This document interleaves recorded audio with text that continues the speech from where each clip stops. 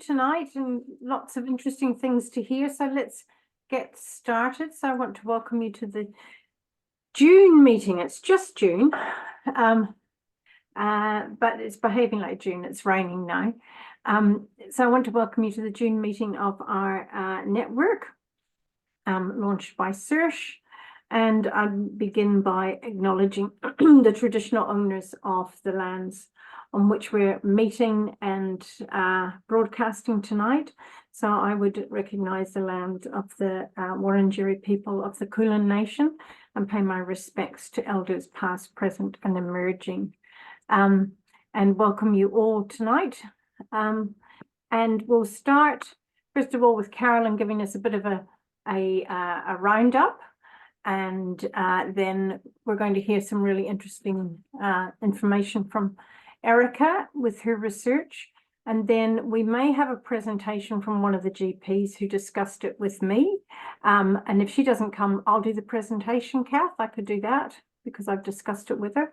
And then we'll do a bit of a roundup of what's happening and an acknowledgement that we've got a conference that quite a few of us are attending next week. So Carolyn, over to you. Hi, folks. Thanks for having me. I hope this is working okay because I'm on a different headset to normal. I'd also like to acknowledge the traditional custodians of the lands that we're all on. I'm on Wurundjeri land here in Coburg and pay my respects to elders past and present and acknowledge that sovereignty was never ceded and we're beneficiaries of stolen land and dispossession that began over 200 years ago and continues today. We've got a few things going on with 1-800 My Options. So first of all, I'm really pleased to share that we have received another 4 years of funding for the service. So we're still online, we're still answering calls for another 4 years, which is really exciting. And I think in particular what's notable is that in a really constrained funding environment, we've been hearing those words a lot, we have got the full funding for the service so we can maintain the existing staffing levels, which is able to answer the calls, almost all of the calls that come in to the phone line. Not everyone, but most of them, which is great.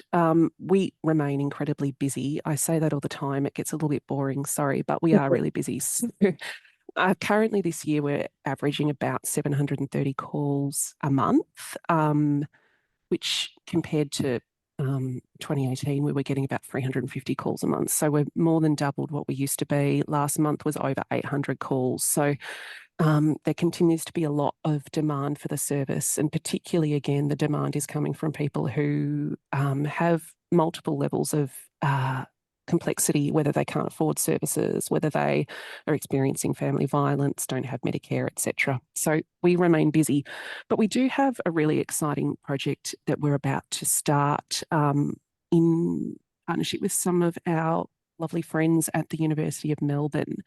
So we've just received word that ethics was approved today for this project, which is called Capturing Obstructive Behaviour Experiences Along the Abortion Care Pathway. We're partnering with some folks at University of Melbourne, Shelley Matcliffe and Louise Keogh and other fabulous people there to be able to capture the experiences that people have of obstructive practice when they're seeking abortion care. So we are targeting some service providers across the state. We've got some rural ones, we've got some metro ones, community health, hospital, primary care, etc. So I know that I have emailed a lot of you already about this. And we are looking for healthcare providers to let us know via our online survey when a patient has reported instances of obstructive care to them. We're hoping to be able to do a few things. One of them is get some evidence around what is actually happening, because I know that you've all heard of the cases where a healthcare provider gave misinformation, which feels pretty deliberate, whether the obstruction was really obvious or whether it was the case like a call that we had last week where one of our callers was given a referral, a clinical referral to assisted reproductive technology service instead of an abortion clinic, or when they're given misinformation or inappropriate referrals or otherwise. So we're really hoping that we can capture some evidence that this is happening, because every time we speak to peak bodies or policymakers or decision makers, we're told, well, it's just a one-off instance. It's not something that happens very often. But we're also trying to see if there are any trends or patterns that occur in this kind of practice and how we can identify that. It's just a pilot, so once that's done, we will be able to evaluate it and then move towards a bigger project where it's more open to more people, but also would hope to be able to develop a tool that would allow the people who experience the obstruction themselves, so the consumers or patients or abortion seekers, to report these instances as well.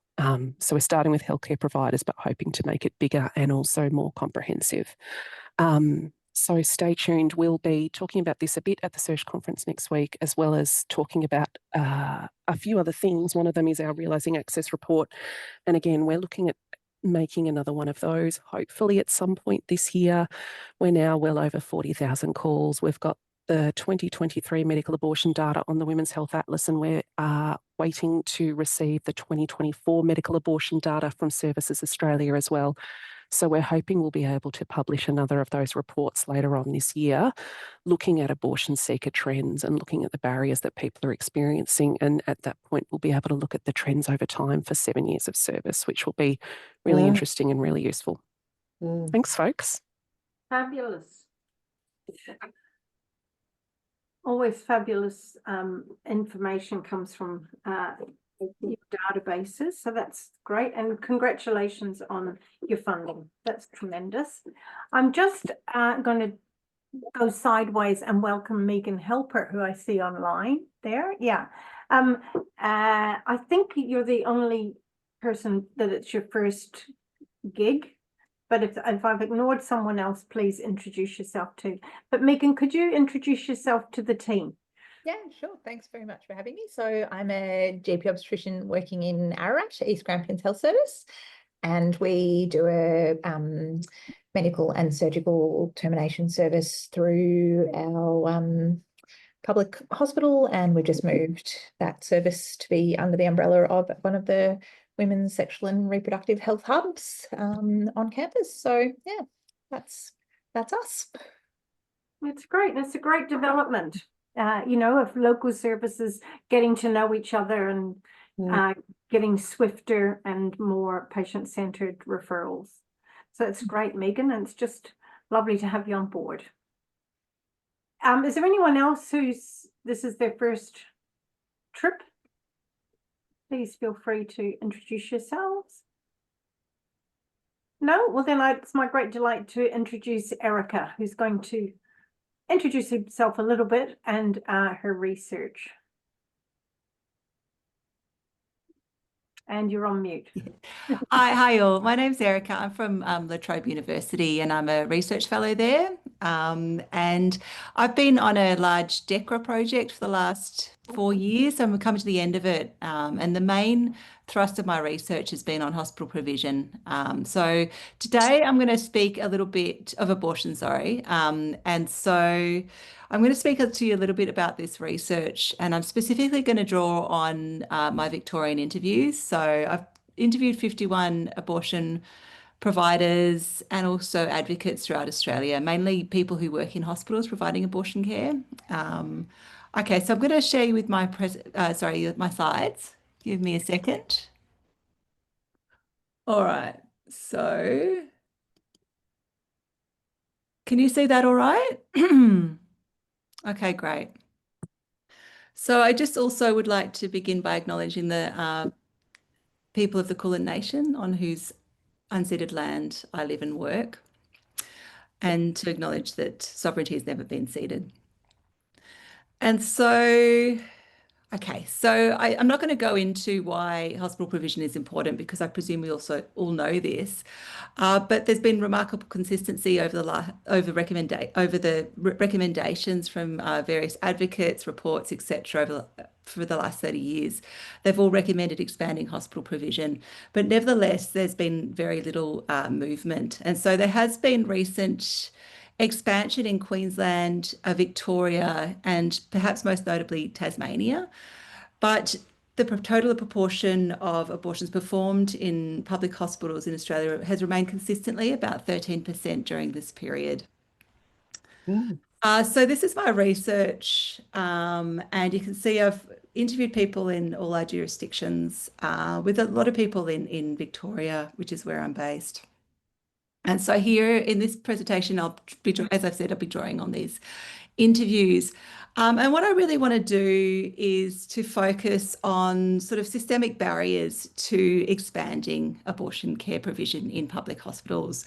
And so by way of introduction, I'll start with the recent history of abortion provision in a major regional centre in Victoria. And this is described by an obstetrician gynecologist I spoke with who lives there, and I'm just going to call her Kira. And so she moved to this town about 20 years ago. And when she moved there, she and her colleagues at the specialist clinic provided procedural abortions at the local public hospital. This changed in the mid 2010s when a private agency took over outpatient services, and the hospital began employing rotating overseas trained staff specialists, all but one of whom objected to abortion. And so over a decade, this led to the decline and eventual 2-year cessation of procedural abortion services in the town. While Kira was able to provide early medication abortions, people needing procedural services were required to travel long distances, with some continuing their pregnancies during this time because, as she said, it was too hard for them to get an abortion. A newly appointed obstetrician gynecologist at the hospital made it her personal project to reinstate the hospital's abortion service. She performed the procedures herself and worked hard behind the scenes to streamline access by removing the requirement for a GP referral. So this service, the service that she worked so hard to establish, ceased, however, when she left town. Abortion services in the town were further compromised because when this obstetrician gynecologist left town, the only bulk billing GP service in the town closed, as did the bulk billing radiology service. So I think Kira's story reminds us that abortion access depends on many interconnected factors, with delays and barriers experienced most acutely for people who live rurally and regionally. And as Carolyn has said, those people who are later in pregnancy and people who are socioeconomically marginalised are also left out. And we all know this. So just to provide a little context to Kira's story, as I think you'd all know as well, abortion was liberalised in Victoria in 1969, but it remained heavily stigmatised, not only in the community, but also in the medical profession.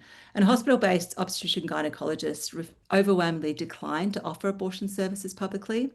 And so private clinics developed to fill this void. Today, private provision in GP clinics and specialist abortion clinics remains the default. This is partly because patients who can afford to do so will pay for a same-day service at a private clinic, which offer on-site ultrasound and blood group testing and relatively short wait lists. So further, state referral guidelines that you'll be familiar with direct health professionals to refer to public hospitals, only abortions at later gestations or when care cannot be accessed elsewhere. So since its first sexual and reproductive health plan in 2018, the Victorian government has expanded public provision, and I think the work they've been done really does need to be commended. They've done this through the developing sexual and reproductive health hubs, increasing public hospital provision, funding 1-800-MY options, through the Clinical Champions Project, and also for increasing the funding of the Royal Women's Hospital, which does offer world-class multidisciplinary care and training opportunities. Nevertheless, I think that systems and institutions have been developed through the exclusion of abortion services and can be inhospitable to abortion provision. And this is compounded by the fact that neoliberal funding models make it really difficult to add what is a new service. Obviously, people have been having abortions for as long as we have history recording, but yeah, because it's never been offered in many hospitals, it is nevertheless perceived, and it is a new service.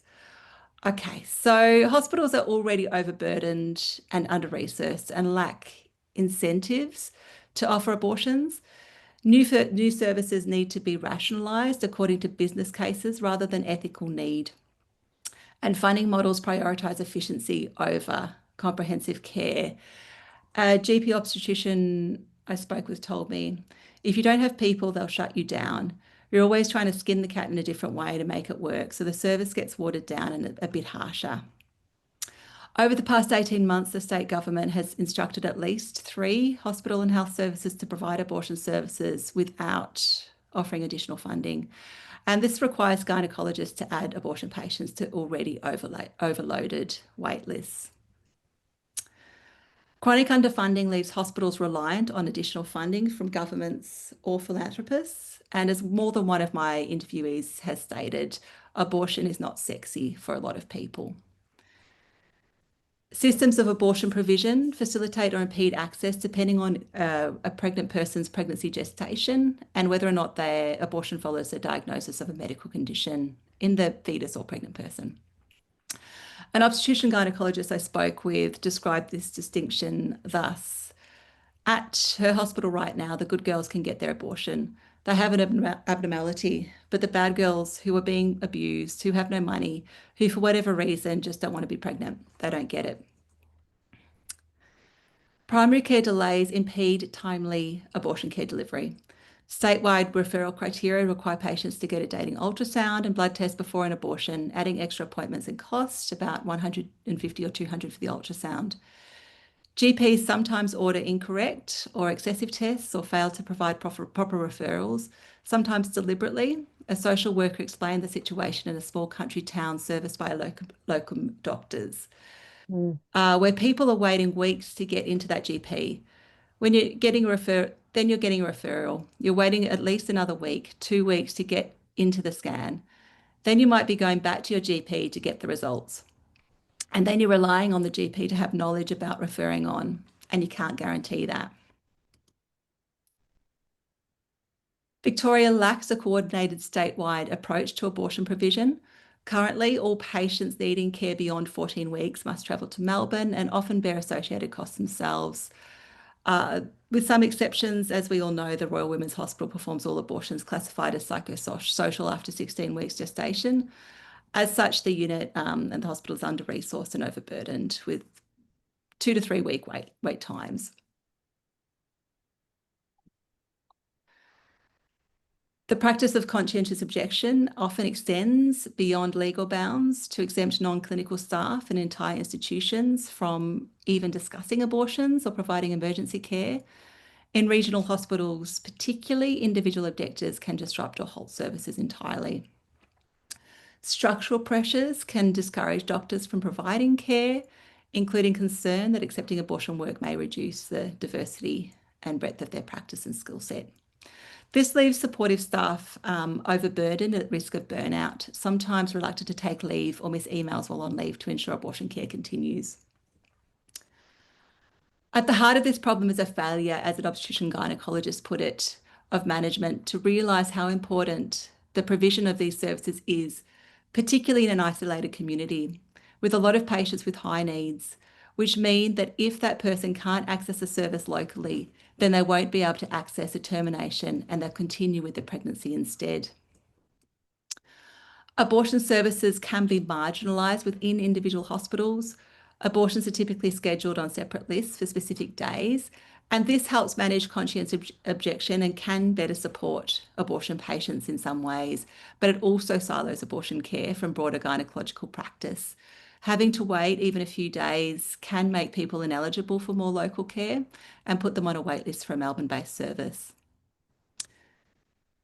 Abortions commonly occur in birthing units and off-site, and when they're off-site, sometimes this discourages obstetrician gynecologists from being involved because they fear that they are lacking emergency support. Abortion workers report to overburdened directors or unit managers who may lack interest, knowledge, and the capacity to make quality improvements or system-level changes. Many hospital professionals note the unique vulnerability of abortion seekers in public hospitals, not generally, who often lead chaotic lives and have often navigated multiple appointments, travel, childcare, time off work to make their appointments. The additional support these patients need is not accounted for, usually in hospital workloads or planning. Waitlists encourage patients to seek private care if they can raise the funds while waiting, and they don't always cancel their appointments. This can, as a GP obstetrician I spoke with said, wear you down a little bit over time and discourage provision amongst those who don't feel the impetus to do it or just think of it like just another job. Hospital systems can be clunky, disorganised and outdated. At one hospital, GPs would fax in referrals that would sit in the system for 2 weeks before it being actioned or could sit in the system. At another, trying to do anything as an obstetrician gynecologist described is like pulling teeth. At universities too. So individual health workers often bear the responsibility of managing abortion services in the face of systemic failures. For instance, when hospitals do not provide abortion care because of gestational limits or conscientious objection, for example, individual health workers spend significant time finding pathways that involve personal networks and deep institutional and systemic knowledge that is not captured in workloads. Establishing or expanding an abortion service demands strong advocacy and the capacity to challenge those in positions of institutional authority. And these people can be anything from supportive to derogatory. Healthcare professionals who try to establish or expand services can face delays and administrative hurdles, attending numerous meetings, developing business cases, modelling staffing and costs, writing protocols and addressing broader system level issues, such as determining what services should be reduced to make room for abortion care. As one obstetrician gynecologist described the process, I was told to park it for 18 months. So what I've heard then is that it was put through as a business case last year and then got knocked back by hospital execs. But if the business case gets through, I think it's a funding issue. And then where are we going to get the funding and theatre space? So the gynecologist that I spoke to, that I just quoted, has the abortion service now that they worked really hard towards for several years. And this is after the government directed the hospital to provide the service without providing funding for that service. Change does occur, but the systemic and institutional exceptionalism of abortion will, I think, take longer to shift. Nevertheless, this exceptionalism also serves as a foundation upon which robust and committed communities of providers, advocates and researchers have emerged. The healthcare professionals I've spoken with and engaged with demonstrate an acute awareness of the challenges inherent in confronting systemic barriers, yet they are motivated by a profound sense of purpose, dedication and fulfillment from their work, the positive impact they're having on their patients' lives and their belongingness, their sense of belongingness to a community of like-minded practitioners. So I just want to conclude by thanking you all for your work and thank you for being members of this community. I want to thank Kath and Patty for their work with the Champions Project and beyond, and also invite you to contact me if you'd like to participate in the study. I should be writing, but I'm always keen to speak with more people. You can Google me or email me at Latrobe. All right, thank you. Thank you very much, Erica. I'll invite questions. I think there might be a few in the chat, but no, those aren't with regard to you, but I invite people to ask any questions they might have of you.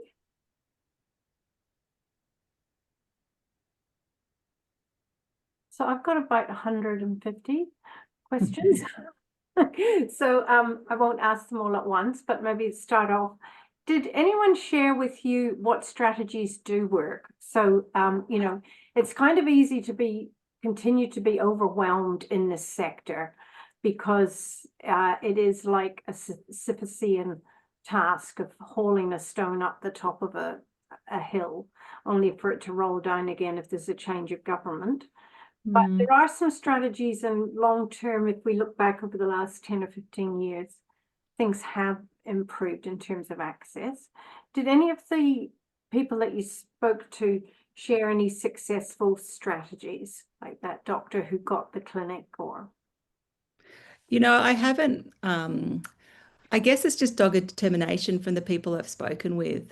And a lot of the people I've spoken with were in the midst of starting new services, and you can sort of hear their frustration that they've put in the business case, but the management for it, it's just sitting with them and they haven't really actioned or responded. So yeah, I haven't heard any strategies, but I'm sure, Patty, you've got several if you wanted to share. I guess determination, obviously people in leadership are really important. Having elevated chats opportunistically with senior managers. Yeah, having frank discussions with people. A lot of the people I've spoken with, and this isn't really, executives, it's getting other stuff on board, use, information sharing strategies and values clarifications workshops. But yeah, most of my interviews, I must say, they've been really frustrated and pushing up against barriers rather than succeeding despite them.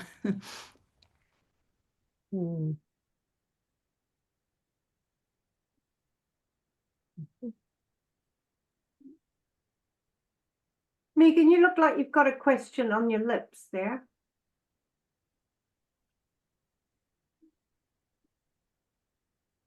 So I was just wondering, did anything, you obviously had a lot of kind of background knowledge in this space before, I assume, doing this, but did anything really surprise you, or did you find anything unexpected in terms of where the barriers were, or how people were overcoming them, or? I think I'm a social scientist, and so what surprised me personally was I've been an advocate in this space for a very long time, and I've also been researching in abortion in a general sense, the politics of abortion mainly. And so when I came to examine provision, I think the mechanics of hospitals as institutions and it's something I'm still getting my head around, but the inefficiency of trying to affect change within these organizations, I guess, was, I don't know if it was surprising, but that was eye-opening, I guess. And also what surprised me is how awesome it's been to speak to these people within hospitals, and how sort of, inspirational I found them, actually. Yeah, so that was surprising as well.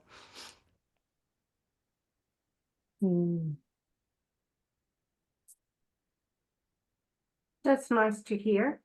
We certainly find as we travel around that there's often a story of a local champion. Yeah. And you had that Yeah. story that No, you're right. Yeah, the people who come in and they're often sort of, got some, there always needs to be, well, there tends to always need to be someone who is, a champion, who is determined, who is willing to speak back to power. And if it's the obstetrician or the GP obstetrician who is just persistent, or someone who comes in like the medical director and can actually affect change more quickly.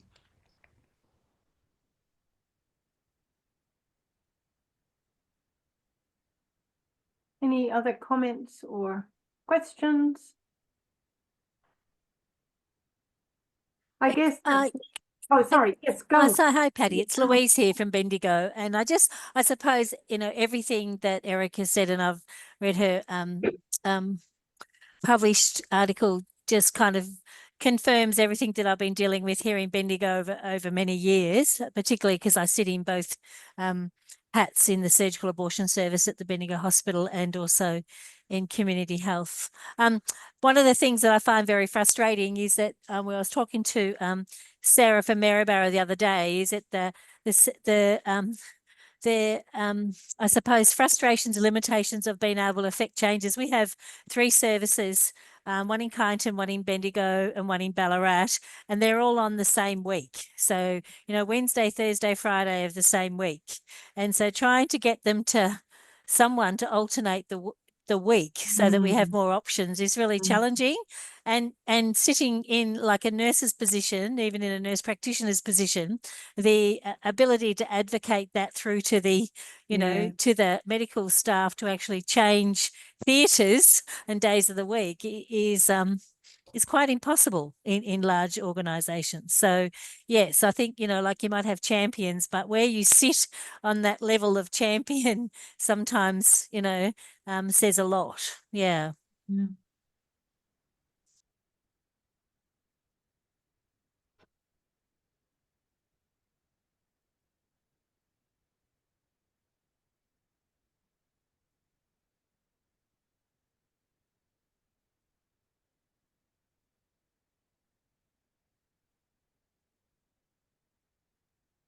You're on mute, Patty. Thank you, Cara.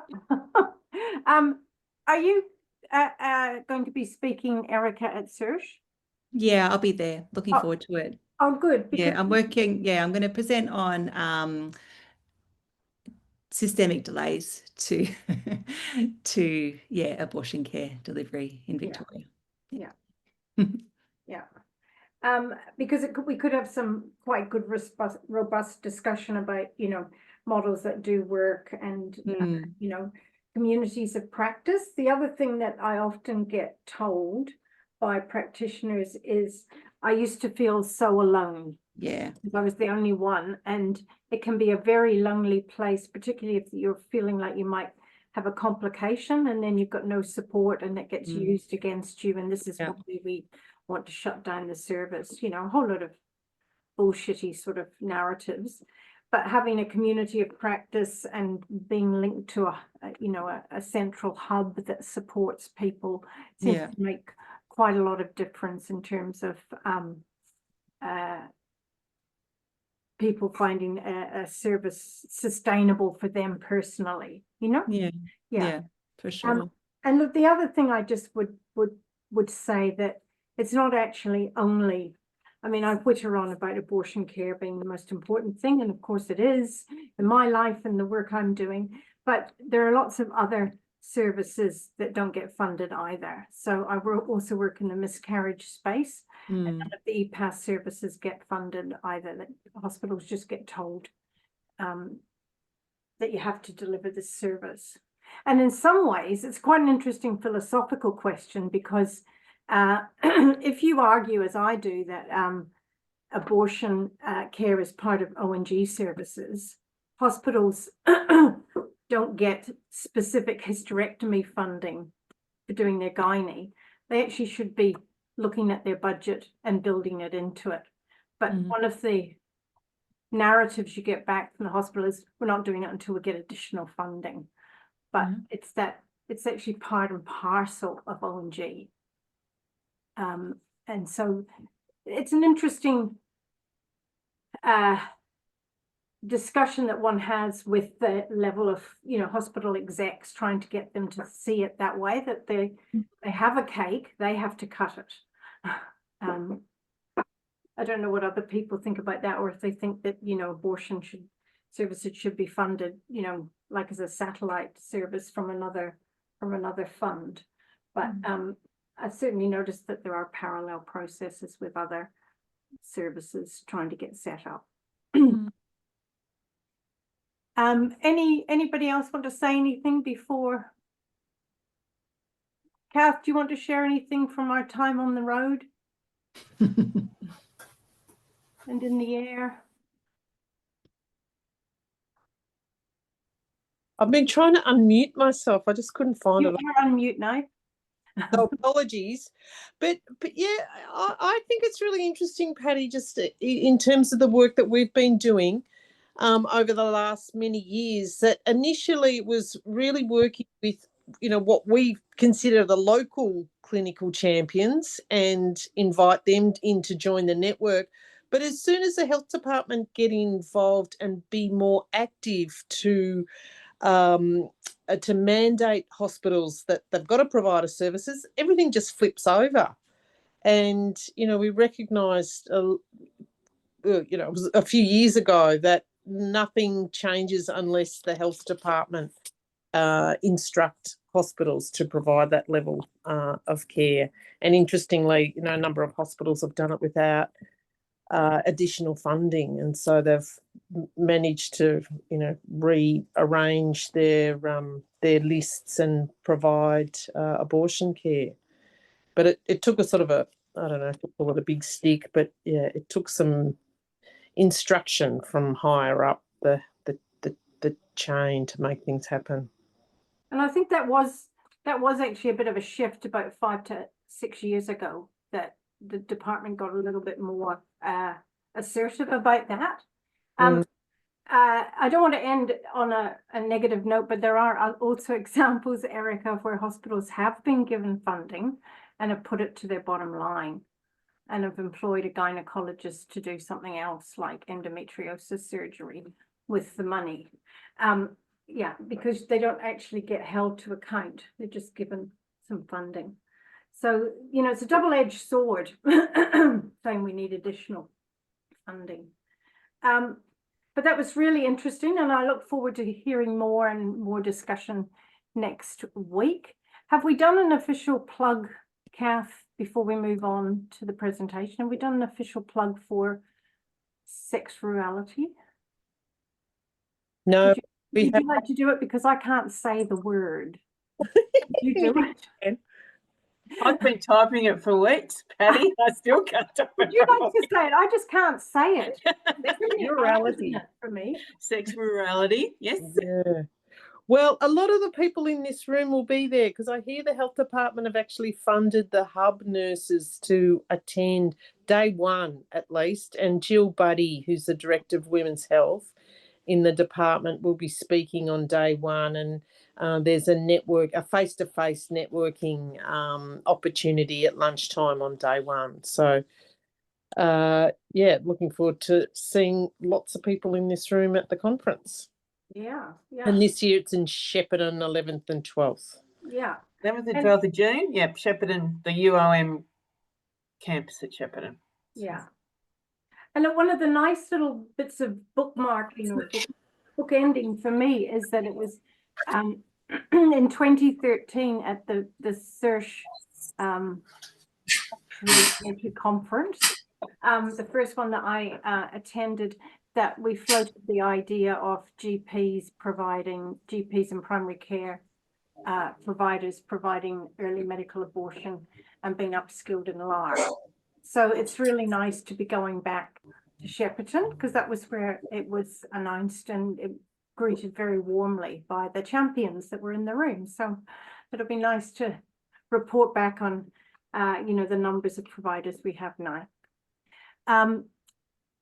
And now I think Ange Reid is in the room. Are you there, Ange? Yes, I am. Hi. Hi. Can you hear me? Beautifully, and your picture is actually also really clear. Right. That's nice. Yeah. So Ange had a chat to me recently about an interesting case, and we thought it might be a good one to share. Sure. So thanks to Kath and Patty for asking me to speak, and thanks to Erica and Carolyn for their presentations. I'm going to present the case of MK, who's a 26-year-old professional woman, originally from rural Victoria and now living in inner Melbourne. I'm a GP in Coburg. Originally, I met her when I replaced her Mirena IUD with a Kylena in October 2023. She has a past history of anxiety and HPV non-16-18 from 2023 and iron deficiency back in 2018, otherwise no pregnancies and no regular medications. She came in to see me recently at the end of April to say that she'd had menstrual changes. Her periods were usually light, particularly since having her IUD, but she'd had heavy menstrual bleeding for a few months and had passed big clots the size of a 50-cent piece in the last month. Usually no period pain, but 1 month previously at the end of March, she'd had an episode of severe pain that went into her lower back and down her legs and super heavy bleeding. And one night she'd had to have a lot of Ponstan and ibuprofen because she couldn't sleep due to the pain.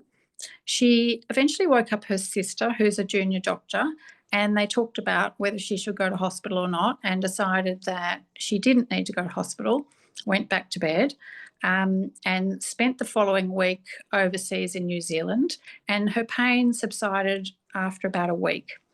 However, she'd been spotting ever since, and she could still feel the strings of her Kyleena in the right place. And she'd had one more episode of really heavy bleeding 4 days before she came to see me. She'd driven to her boyfriend's house, and within 30 minutes, her tampon was completely soaked through. No fevers, no new sexual partners, no pain with sex, and no other symptoms of pregnancy. When I examined her, everything was pretty normal. We did a spectrum examination, normal cervix, and the Kyleena strings were there 1.5 centimetres long. And then she had no tenderness or anything like that, no masses. And then we did a pregnancy test, which was positive, which surprised both her and I a lot. So really we were looking then for what was going on and did an urgent pelvic ultrasound. And then the next day I spoke to her about getting a blood test and had the ultrasound result. So by the following afternoon, a scan showed a single intrauterine gestational sac with a mean sac diameter of 10 millimetres, suggesting a gestational age of 5 weeks and 1 day, no yolk sac, no fetal pole. The IUD was still in position with the proximal end of the IUD 12 millimetres from the fundus. And they said it was an irregular shaped sac at the fundus with a tiny bit of hemorrhage, and the IUD positioned within the cavity just below the presumed gestational sac. No adnexal mass, no free fluid, so no signs of ectopic, which was a relief to me because I've been quite worried about her. And then I spoke to her 2 days later, and we had a beta HCG result, which was 1,590, which was consistent with the 5 weeks, 1 day, which had been suggested. As well as that, I got her to come and see me that day because I wanted to take the IUD out. So when I examined her, I was able to remove the Kyleena with gentle traction.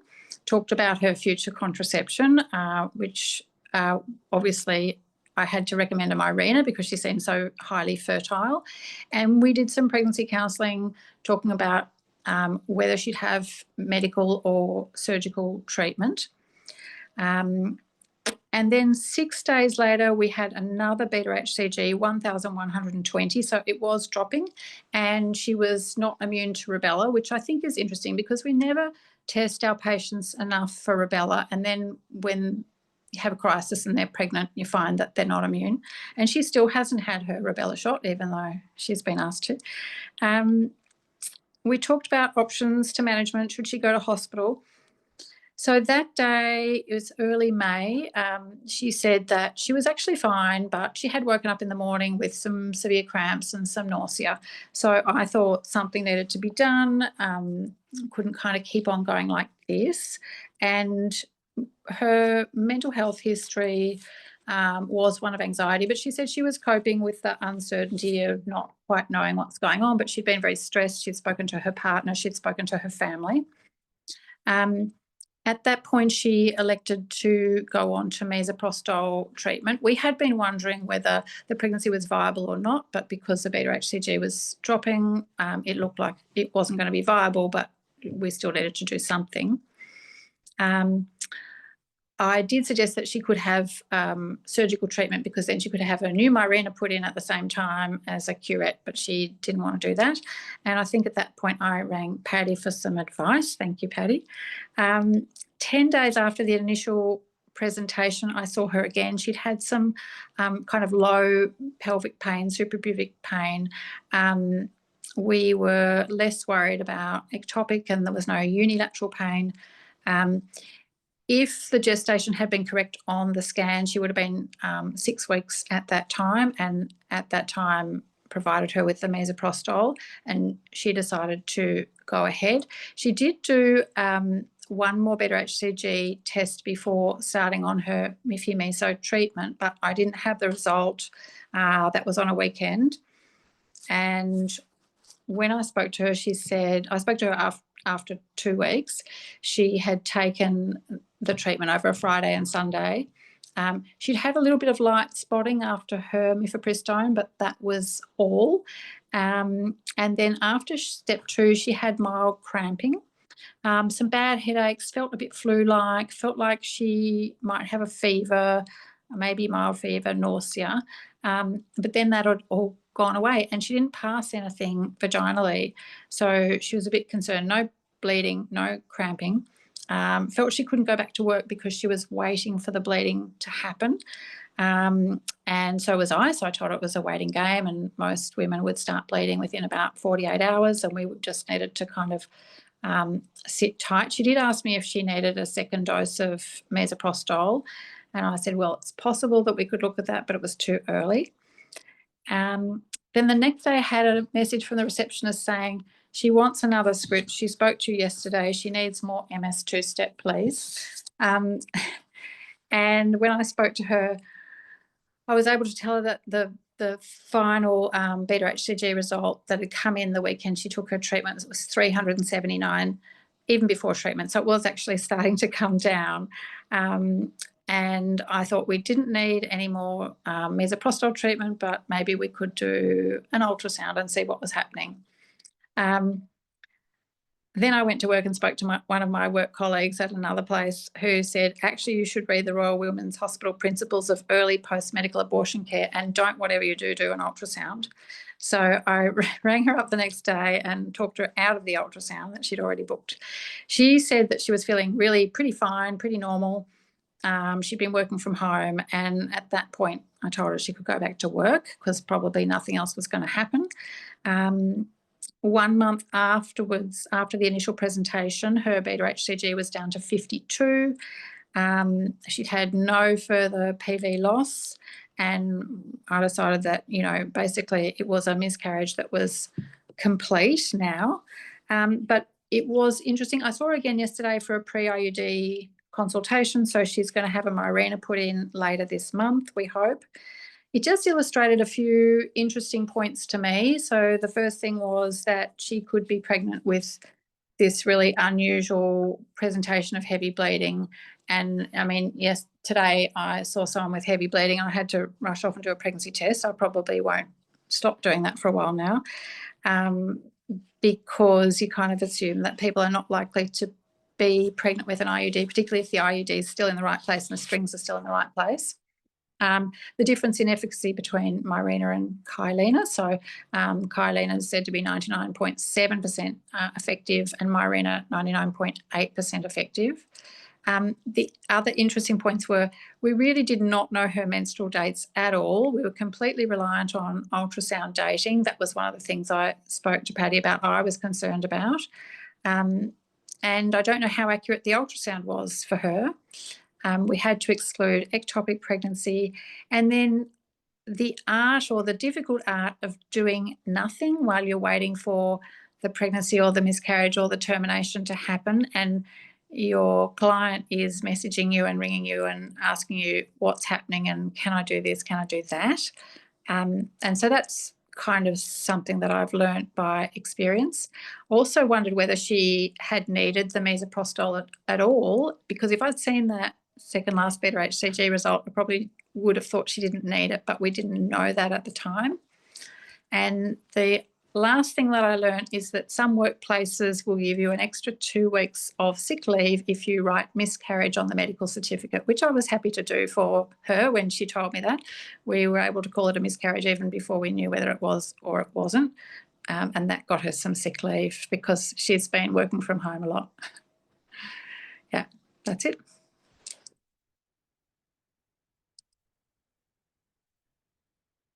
It's a fascinating case because, as you say, it really illustrates the art of, you know, prescribing the mifepristone is the easy bit, isn't it? Yeah. It's the managing the patient through it all afterwards. And I wonder if anybody else has got any comments on all that really funny bleeding she was having. Like, that was really heavy bleeding. Does anybody have any comments about that? Because at 5 weeks, you wouldn't expect that much, would you? Usually, you know, No. VCNACC. the thoughts that were going through my head was the IUD misplaced, and was she actually having a lot of contractions and clotting as the uterus sort of tried to, you know, reset the IUD? Or was this someone who was pregnant for quite a bit before and you were seeing it on the way down? And she'd passed quite a bit of clot. She had a sac that was getting smaller. There hadn't been much in it, but maybe her actual dates were much, much further along. Yeah. Yeah. I have to say, I think it was probably the second one. Any comments or stories of similar cases like that? Sorry, can you hear me? Very well. Great. That's my wife's very special mic working. I have found, like, fascinating case, but one of the things that I have found since we first of all started doing no-touch abortions, and also very early, is that some of the stuff that we thought we know Oh, you've frozen. around now. So now the more doing, the more I'm seeing the very earlies, and assuming what we're going to see, and also doing HCGs perhaps later because of various reasons, including wanting to put IUDs in, etc. I think we're seeing all sorts of presentations that don't fit what we thought we knew, and I'm thrown a bit the rule book out the window a little bit, because we keep seeing all these really interesting different presentations that don't match what we thought we knew, which, yeah, it's that case study. It reminds me of a few that I've seen that haven't followed a pattern, and then so we've done a lot more investigations, and those investigations have shown, oh yeah, no, it's okay, everything's fine, but it wasn't what we were expecting based on sort of what we know. Yeah, and one of the things, Angie, wasn't it that went through your mind was, do I have to wait? Do I have to do another scan and wait till there's a fetal pole before I can deal with this unwanted sac? Yeah.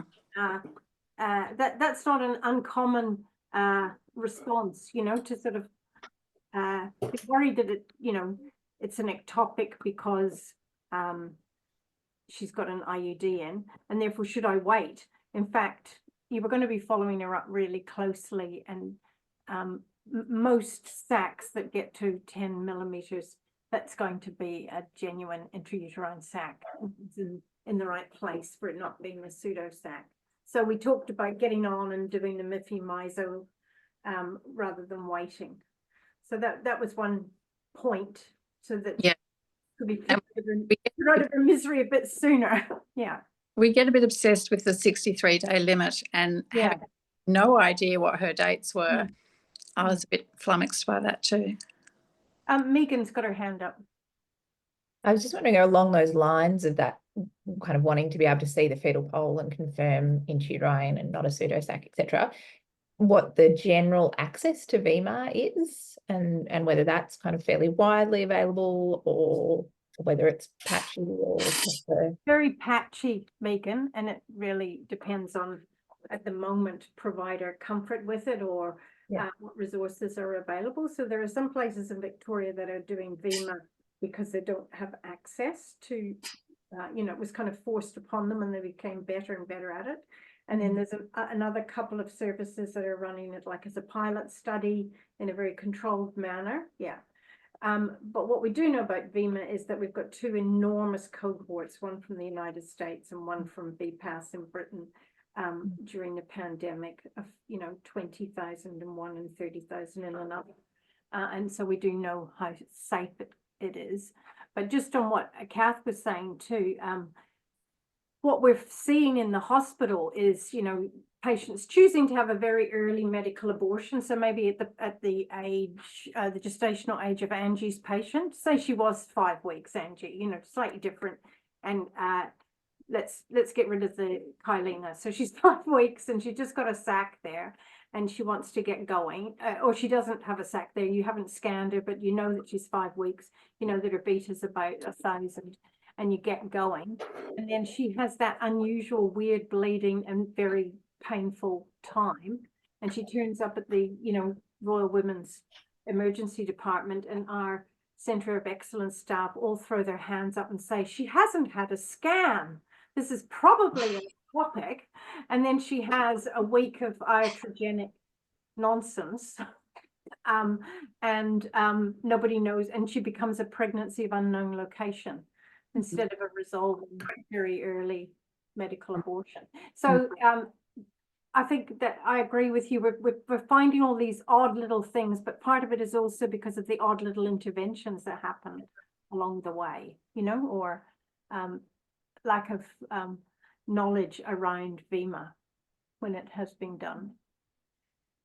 Does anyone else have a question or a comment? I'm just aware of the time. This has been a really interesting meeting. We've covered lots of ground. Anybody else want to? Or a comment? We've covered lots of ground. Anybody else want to? I'm getting feedback. I'm hearing myself with a delay of 30 seconds. Oh, yeah. Very strange. Very strange. Patty, I'm also thinking about oh, it's really weird. The bleeding or the absence of bleeding with the Mifi-Mizo. I think there was nothing left to pass. Yeah, I think she had very little, to pass, and maybe with the next period it might have been a bit heavier. But, you know, it's particularly with the really early ones, Kath, we quite often get someone saying, well, that was nothing. I went to the toilet Right. myself. Just so early. Sure, it's still in there, you know, it is resolving. And the corollary of that is the almost 9 week patient who said, I bled so much, I'm sure had a successful and they're actually an ongoing intrauterine, you know. So there's just so many unusual things in the patient's history, and we're always learning. It's 7 o'clock on the dot.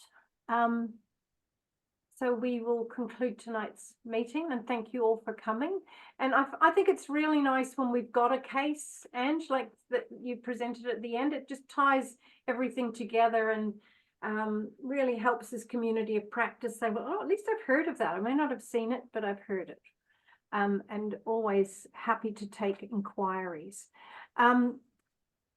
Looking forward to seeing as many of you as we can next week. Yeah, there's lots of presentations from people in the room. So, oh, that's great. Yeah, look forward to seeing everybody. Okay. Safe home, everybody who's not at home. Thanks all. Thanks all. See you. Yeah, safe home. Bye.